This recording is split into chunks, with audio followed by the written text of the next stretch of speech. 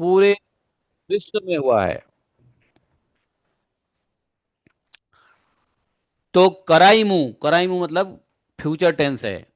मैं कराऊंगा क्या, सर्वदेशे कीर्तन प्रचार, सभी देश में कीर्तन का प्रचार कराऊंगा। ब्रह्मादि जे प्रेम भक्ति जोग वांछा करे, तहाँ बिलुईमु, तहाँ बिलाईमु सर्व प्रति घोड़े घरे। ये ये महाप्रभु अपना ईश्वरीय स्वरूप दिखा करके, चतुर्भुज रूप दिखा करके ब्राह्मण को कह रहे हैं कि ब्रह्मादि देवगण भी जिस प्रेम भक्ति योग की कामना करते रहते हैं, उसी प्रेम भक्ति योग का मैं प्रत्येक घर घर जाकर वितरण करूंगा। प्रेमा भक्ति योग, तो चैतन्य महाप्रभु का वितरण करने का जो उद्देश्य था वो क्या था? प्रेमा भक्ति योग। और यह योग कोई साधारण योग नहीं है। बोले कि ब्रह्मा आदि देवगण प्रेम भक्ति योग वांछा करे, इच्छा करते हैं देवता लोग, ब्रह्मा लोग इस भक्ति का, इस प्रेमा भक्ति की इच्छा करते हैं। क्यों इच्छा करते हैं? क्योंकि प्रेमा भक्ति में भगवान के साथ खेलने को मजा आता है, खेलने में, खेलने को मिलता है प्रेमा भक्ति में। बाकी भक्ति में तो ठीक है जी, आप वहां बैठे हम यहाँ बैठे, नाना नाना भोग प्रदान कर रहे हैं, पंच प्रदीप प्रदान कर रहे हैं, परिक्रमा दे रहे हैं, अष्टायाम कर रहे हैं, सब चलता है। लेकिन प्रेमा भक्ति में भगवान के साथ, भगवान के अंग संग के साथ खेलने को मिलता है। वह आनंद, वह रसा आनंद अन्य किसी योग में नहीं है। इसलिए देवता लोग, ब्रह्मा आदि सब वांछाइले प्रेमा भक्ति जोग। कतय कत दिन थाकिय तुमी अनेक देखीवा, ये सब आख्यान एवे करे ना कहीवा। कुछ दिन, कुछ दिन अवस्थान करके तुम अनेक लीलाओं को देखोगे। यह सब आख्यान अब किसी को बोलना मत, जो मैं बता रहा हूं किसी को बताना मत। ब्राह्मण को भगवान ने समझा दिया। हेन मते ब्राह्मण एरे श्री गौर सुंदर, कृपा कर यह आश्वासी यह गेला निज घर। इस प्रकार श्री गौर सुंदर ब्राह्मण को कृपा पूर्वक आश्वासन देकर अपने उसी घर में चले गए। कहाँ? जहाँ पे सबने चैतन्य महाप्रभु को पकड़ के रखा था, निमाई प्रभु को पकड़ के रखा था कि देखता हूँ कब कैसे निकलता है। चले गए वहीं से। और सब लोग क्या है, अभी तक सब सो रहे हैं निद्रा देवी की कृपा से। अब भगवान जैसे ही गए, अपूर्व प्रकाश देखिय से विप्रवर, आनंदे पूर्ण तो हईल सर्व कलेवर। भगवान के अपूर्व प्रकाश को देखकर उस ब्राह्मण का सारा शरीर आनंदित, आनंद से भरपूर हो गया। सर्व अंगे से ही अन्न करिया लेपन, कांदिते कांदिते विप्र करे न भोजन। अपने सारे शरीर पर उस प्रसादी का अंग, अन्न का जो प्रसाद भगवान का लिया प्रसाद, वो अपने शरीर पे लेपन करते करते रोते रोते विप्र भोजन करने लगे। नाचे गाए हासे विप्र करे है हुंकार, जय बाल गोपाल बोले बार बार। परमानंद से विप्र नाचते गाते हंसते हुंकार करने लगते, और साथ साथ बार बार जय बाल गोपाल, जय बाल गोपाल उच्च स्वर में। विप्रेण हुंकारे सवे पाइला चेतन, आपन संभरी विप्र कैला आचमन। विप्र की हुंकार से सब जग गए। जैसे ही विप्र ब्राह्मण ने देखा सब जग गए। विप्र ब्राह्मण ने अपने प्रेम विकार को छुपा लिया, आचमन कर लिया, हाथ धो लिया। निर्विघ्ने भोजन करे न विप्रवर, देखिया सबे संतोष हैला बहुतर। अब इधर घर वालों को, मिश्रा जी को और विश्वरूप जी को, सबको जब सबने देखा कि ब्राह्मण ने निर्विघ्न भोजन कर लिए हैं, यह देखकर सबको आनंद हुआ। लेकिन भोजन के साथ साथ क्या लीला हुई किसी को कुछ पता नहीं। सवारे कहिते मने चिंत ब्राह्मण, ईश्वर चिनिया सबे पाऊ कमोचन। सबको यह पता बताने, यह बात बताने के लिए ब्राह्मण मन ही मन चिंता करने लगे। सोच रहे हैं कि यह बात मैं सबको बता देना चाहिए। क्यों? बालक को ईश्वर जानकर सबका उद्धार हो जाएगा। ब्रह्म शिव यहाँ निमित्त काम में करे, हे न प्रभु अवतारिया अच्छे विप्र घरे। ब्रह्मा शिव भी जिन प्रभु के दर्शन के निमित्त कामना करते हैं, वही प्रभु श्री जगन्नाथ मिश्र के घर में अवतीर्ण हुए हैं। से प्रभु रे लोक कर कर सब करे शिशु ज्ञान, कथा नहीं सेवई पाऊ कत्र परित्राण। जिन प्रभु को सब लोग बालक समझते हैं, उन प्रभु को अति गुप्त कथा अगर मैं सबको कह दूं तो इन सबका परित्राण हो जाएगा। सोच रहे हैं इन सबका कल्याण हो जाएगा, तो हमको कहना चाहिए, ऐसा सोच रहे हैं। कहूँ प्रभु कर याछे निवारण भय, आज्ञा भंग भय विप्रकारे नहीं कहे। किंतु महाप्रभु निमाई प्रभु ने, भगवान ने अपने स्वरूप दिखाते हुए ब्राह्मण को कहा था किसी को बताना मत, निषेध किया था, ममनो। इसलिए भगवान की आज्ञा भंग होगी, इस भय से विप्र ने, ब्राह्मण ने किसी को कुछ नहीं कहा। चीनिया ईश्वरे विप्र से नवद्वीपे रही लेना गुप्त भाव ईश्वर दर्श दस्व दस्वर समीपे। बोले कि उन विप्र ने ईश्वर को पहचान लिया था, इसलिए वे नवद्वीप में ही उनके पास गुप्त भाव से रहने लगे। भिक्षा कौरी विप्रवर प्रति स्थाने स्थाने, ईश्वर आस यह देखे प्रतिदिने दिने। विप्रवर अलग अलग स्थानों में भिक्षा मांग कर निर्वाह करते और प्रतिदिन आकर भगवान का दर्शन करते। वो भी नवद्वीप में ही रह गए, अपना भिक्षाटन करते रहते, लेकिन रोज भगवान के आके दर्शन करते थे। वेद गोप्य सकल महाचित्र कथा, इहर श्रवण कृष्ण मिला ये सर्वथा। ये जब महाविचित्र कथाएं वेद गोप्य हैं, अर्थात वेद गोपनीय हैं, हाँ, इसे सुनने से अवश्य ही श्री कृष्ण मिल जाता है, मिल जाते हैं। आदि खंड कथा जैन अमृत श्रवण, जही शिशु रूपे क्रीड़ा करे नारायण। आदि खंड की लीला मानो अमृत की धारा है, जिसमें श्री नारायण बालक रूप से क्रीड़ा कर रहे हैं। सर्वलोक चूड़ामणि वैकुंठ ईश्वर, लक्ष्मीकांत सीताकांत श्री गौर सुंदर।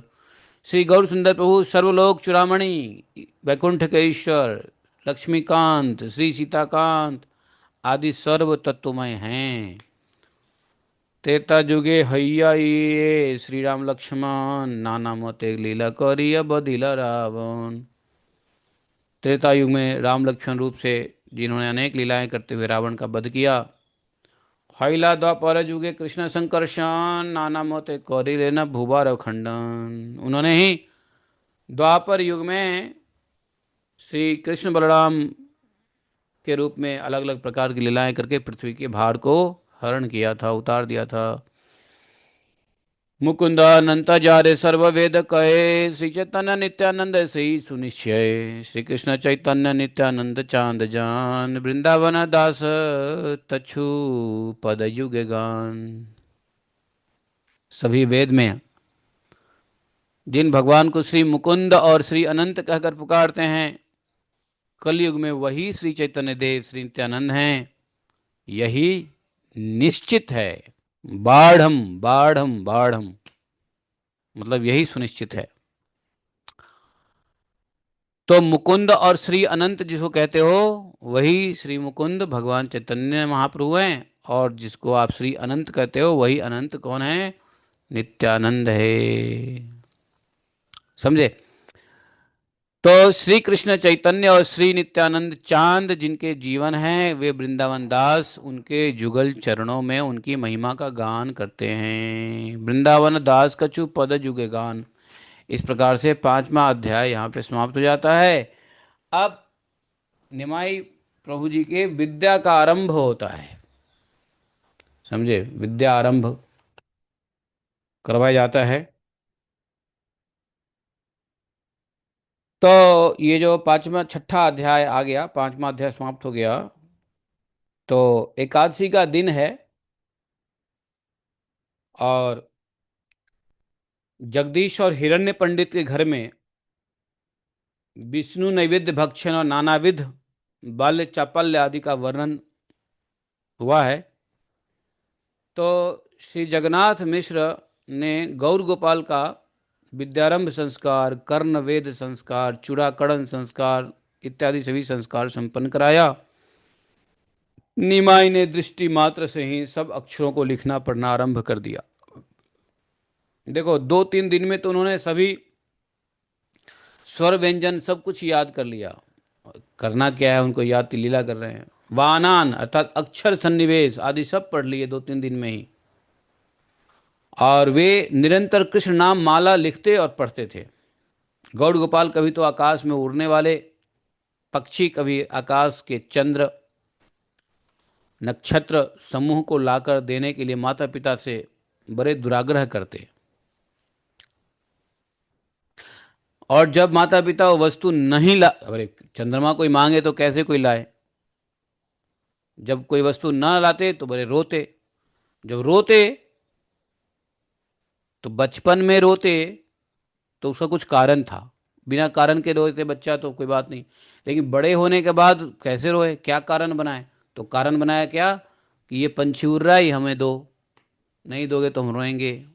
चंद्रमा ला के दो, नहीं दोगे तो हम रोएंगे। इस प्रकार से जो अप्राप्य वस्तु है उसको प्राप्त करने की इच्छा करते थे।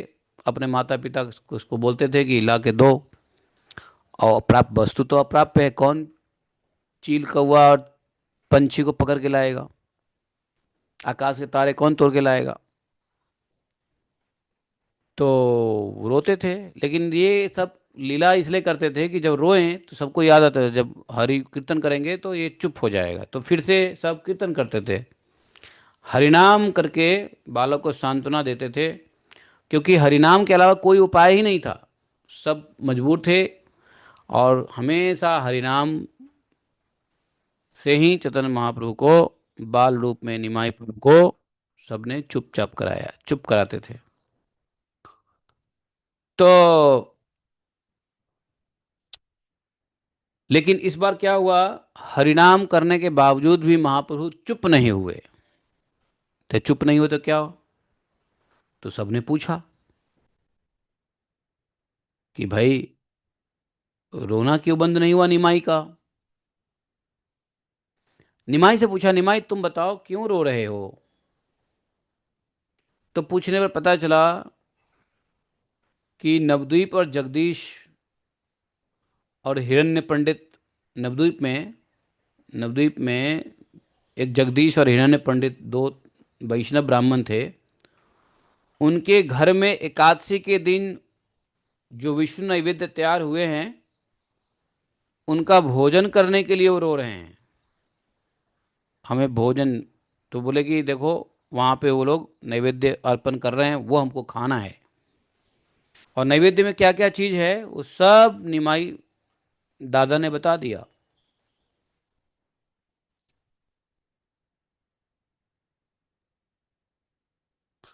सभी बंधु बांधव ने जा करके पंडित जी के पास, जो दो पंडित का नाम बताया ना, जगदीश पंडित और हिरण्य पंडित, दोनों वैष्णव ब्राह्मण थे वैष्णव भी थे। तो उनके पास जाके बोला कि अरे आप आज एकादशी के दिन नैवेद्य अर्पण कर रहे हैं भगवान को, निमाई को चाहिए। और निमाई ने बता दिया नैवेद्य में क्या क्या बना है, सारी बात निमाई को बताया। तो बड़ा आश्चर्य हुआ कि निमाई को कैसे पता चला कि हमने ये नैवेद्य बना रहे हैं या बनाया है। दोनों ब्राह्मण ने, वैष्णव ब्राह्मण ने निमाई को अलौकिक पुरुष जानकर महाप्रभु के लिए क्या किया, सभी नैवेद्य प्रदान किया। नैवेद्य पा करके निमाई का रोना बंद हो गया। तो निमाई अपने साथ के लड़कों के साथ खूब हंसते खेलते, हास परिहास करते, कलह भी होता, सब साथ में गंगा स्नान भी करते, गंगा जी में जल क्रीड़ा भी करते। बच्चों के साथ बड़े चंचल रहते, चंचलता का है ना, चपल, चंचल, ये गुण कृष्ण अवतार से ही लिया है, राम अवतार से नहीं लिया है ये गुण। क्योंकि राम अवतार से गुण लेते तो कैसे होते, चुपचाप, गंभीर। राम के नयन गंभीर हैं, कृष्ण नयन चपल। चपल नयन, अच्छा है ना। दोनों में यही अंतर है। तो चंचल और चपल हैं इसलिए कृष्ण भाव प्राप्त किए, नहीं कि राम भाव। तीनों एक ही बात है, राम कृष्ण और चैतन्य महाप्रभु। तो एक दिन एक प्रकार ऐसा हुआ कि जगन्नाथ मिश्र के नजदीक में प्रतिदिन निमाई के दुर्व्यवहार के विषय में लोग वो कंप्लेंट लाया करते थे। सब आते थे और निमाई के बारे में बताते, अरे देखो तुम्हारा बच्चा निमाई मेरा कपड़ा ही फेंक दिया, तो देखो मेरे बच्चे को ही कान पकड़ के झुला दिया, देखो मेरे बच्चे ऐसा तुम्हें वैसा, मतलब आए दिन जो है जगन्नाथ मिश्रा के घर पे बड़े कंप्लेंट आते थे। और कुछ बालक लोग निमाई के अलग अलग प्रकार की चंचलता पूर्वक लीलाओं को भी आकर के सची माता को बताए करते थे। कंप्लेंट भी करते और चंचलता की कथा भी बताते। चंचलता में ही कंप्लेंट हो जाता। सची देवी ने सबको अपनी मीठी मीठी वाणी से सांत्वना प्रदान करते। और जगन्नाथ मिश्र निमाई के इस प्रकार उपद्रव सुनकर पुत्र को सोचा कि इसको कुछ दंड देना ही चाहिए। जैसे एक दिन तंग आकर के यशोदा मैया ने भी सोचा कि दंड तो आज दे के रहूंगी, और दंड दिया। यहाँ पे जगन्नाथ मिश्रा सोचे कि आज इसको दंड देना ही चाहिए, नहीं तो आगे और बिगड़ जाएगा। बालक लड़के लड़के लड़कपन में इतना बदमाश है, तो बड़ा होगा तो क्या होगा। गंगा तट पे गए। निमाई प्रभु ने देखा कि पिताजी बड़े क्रोध में आ रहे हैं, तो निमाई प्रभु ने क्या किया, दूसरे घर से दूसरे रास्ते से भाग के घर पे आ गए। मिश्रा जी आके पूछे गंगा घाट पे, अरे निमाई कहाँ है। तो सबने कहा कि सुन, आज निमाई तो आया ही नहीं, आज निमाई गंगा स्नान करने आया ही नहीं है। इस प्रकार उनके सहपाठियों ने, सह बालकों ने जवाब दे करके मिश्रा जी को वापस भेज दिया। मिश्रा जी ने भी देखा निमाई है नहीं गंगा घाट पे, तो वो वापस आ गए। और जब वापस आया तो इधर देखा कि बिना स्नान की अवस्था में निमाई के सारे अंग में स्याही के चिन्ह लगे हुए। बालक की चतुरता, निमाई की चतुरता मिश्रा जी समझ नहीं पाए। बालक को अभियोगकारी गण की बातें बताने पर बालक निमाई कहने लगे, अभियोगकारी गण, अभियोगकारी गण कहते हैं जो कंप्लेंट करने वाले, जो लोग नालिश करते हैं ना, नालिश करने आते हैं उसको नालिश भी कहते हैं ना, कंप्लेंट को क्या बोलते हैं, नालिश। अभियोगकारी गण। तो बालक निमाई कहने लगे कि गंगा स्नान के लिए मेरे न जाने पर भी जब मेरे विरुद्ध गंगा घाट पर जाने और वहां पर मेरे नाना प्रकार के उपद्रव और मिथ्या अभियोग करते हैं, कंप्लेंट करते हैं, तब मैं सचमुच उनके प्रति उपद्रव करूंगा। ये पिताजी को देखते कहने लगे कि देखिए जब मैं गंगा किनारे गया नहीं तब भी ये लोग हमारी कंप्लेंट कर रहे हैं, तो अब मैं जाऊंगा गंगा किनारे और ऐसा करूंगा उदंडता, जबकि उदंडता करके छुप के आए थे अपने घर धोखा देने के लिए। इस प्रकार की बड़ी चातुर्यपूर्ण लीला निमाई की हुई। और निमाई पुनः गंगा स्नान को चले गए। पिताजी को लगा कि अभी गंगा स्नान किया ही नहीं है, जाओ कराओ बेटा। सच्चे जगन्नाथ मन ही मन चिंता करने लगे कि भाई यह बालक है कौन। क्या यह स्वयं श्री कृष्ण गुप्त भाव से हमारे घर में अवतीर्ण हुआ है। क्योंकि कृष्ण लीला तो मिश्रा जी भी जानते थे, मिश्रा जी पंडित जी थे, तो कृष्ण लीला तो जानते ही थे। कृष्ण भी किस प्रकार से परेशान करते थे नंद यशोदा को, तो उनकी जो लीलाएं थी वो कुछ कृष्ण भगवान की लीलाएं से मिलती जुलती रहती थी। तो सोचते थे कि कहीं ऐसा तो नहीं है कि मेरे घर में ये कृष्ण के रूप, कृष्ण ही गुप्त भाव से मेरे घर में अवतार ग्रहण कर लिया है। तो इस लीला के साथ ही ये छठा अध्याय समाप्त हो जाता है। लेकिन इसका जो प्यारे के साथ है, प्यारे प्यारे के साथ, उसको हम लोग डिटेल में जो लिखते हैं प्यारे के साथ, वो पढ़ेंगे। हेन मते क्रीड़ा करे गौरांग गोपाल, हाथे रखिल दीवार हैला आसिय काल। शुभ दिन शुभ छने मिश्र पुरंदर, हाथे खाड़ी पुत्र दिले न विप्रवर। किछु शशे मिलिया सकल बंधुगान, कर्ण भेद करिले न श्री चूड़ा करण। दृष्टि मात्र सकल अक्षर लिखिया जाय, परम विस्मित हैया सर्व जने चाय। दिन दुई तीन ते परिला सरफला, निरंतर लिखे न कृष्ण नाम ला माला। राम कृष्ण मुरारी मुकुंद बनमाली, अहरणी स लिखे न पढ़े न कुतूहली। महाप्रभु कुछ पढ़ते लिखते ज़्यादा नहीं थे। जब उनको पढ़ाया गया तो अक्षर तो जल्दी सीख गए, और लेकिन जब लिखते तो सिर्फ राम लिखते, कृष्ण लिखते, सिर्फ भगवान का नाम ही लिखते। भाई नाम संकीर्तन के प्रवर्तक हैं। तो ये सब कथा जो है हम लोग इसका श्रवण कल करते हैं। आज के लिए इतना ही रहने दो, और कल जो है फिर बैठेंगे और छठे अध्याय को डिटेल में समझ के सातवें अध्याय में प्रवेश करेंगे बाद में। ठीक है। एक इस प्रकार से चैतन्य भागवत के आदि लीला भी तकरीबन 2 महीने में समाप्त हो जाना चाहिए। 2 महीना नहीं, 1 महीने में। फिर 1 डेढ़ महीना लगेगा मध्य लीला में, 1 डेढ़ 2 महीना लगेगा अंत लीला में। मध्य लीला जो है वो 2 खंडों में है, क्योंकि मध्य लीला बहुत विस्तृत है। चैतन्य महाप्रभु का साउथ इंडिया यात्रा, और बड़े बड़े वैष्णवों से मुलाकात, वार्तालाप, संवाद, फिर वृंदावन की यात्रा, फिर बनारस की यात्रा, बनारस से फिर पुरी की यात्रा। इस बीच में कितने लोग मिले, कितनों को उपदेश दिया, कितनों से उपदेश सुने। तो ये सब, वैसे चैतन्य महाप्रभु ने अपने पूरे जीवन काल में उपदेश तो दिया नहीं, उपदेश सुना। राय रामानंद जी के मुंह से सुना, और जो मायावादी साधु थे उनको वैष्णव बनाया। प्रबोधानंद सरस्वती, जो पहले प्रकाशानंद सरस्वती हुआ करते थे, फिर जब प्रबोधानंद हो गए तो उनसे ही सुने संवाद में।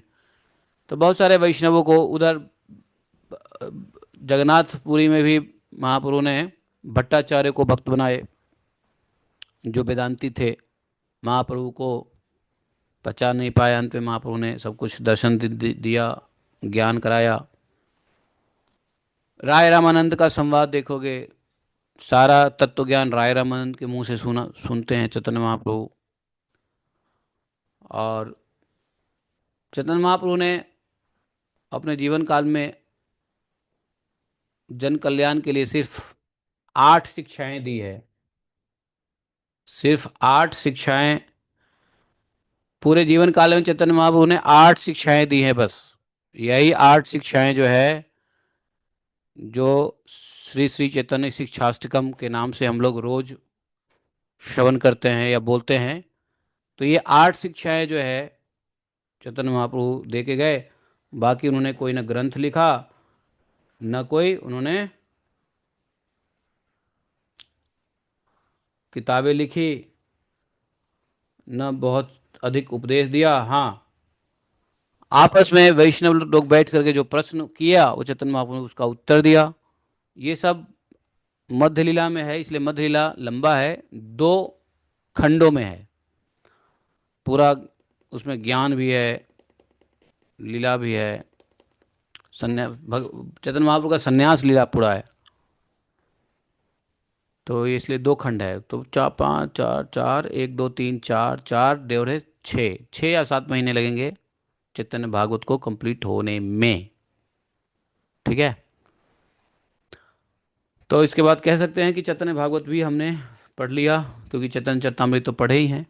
चैतन्य भागवत नहीं पढ़े थे तो वृंदावन ठाकुर महाशय द्वारा लिखा हुआ विरचित चैतन्य भागवत का भी श्रवण कर लिया, एक टिक मार्क हो सकता है लाइफ में। तो इस प्रकार से हम लोग आगे बढ़ेंगे। एक अध्याय में लगभग 2 दिन का जाएगा, देखो एक अध्याय में लगभग 2 दिन जाएगा, एक अध्याय में। समझे? टोटल 12 अध्याय है, नहीं, टोटल 17 अध्याय है। हाँ, तो वही 17 दूनी 34, 1 महीने के आसपास। ठीक है। श्री कृष्ण चैतन्य प्रभु दया करो मोरे, तुम बिन की दयालु जगत संसारे। श्री कृष्ण चैतन्य प्रभु। हाँ, गाओ गाओ, यस। चैतन्य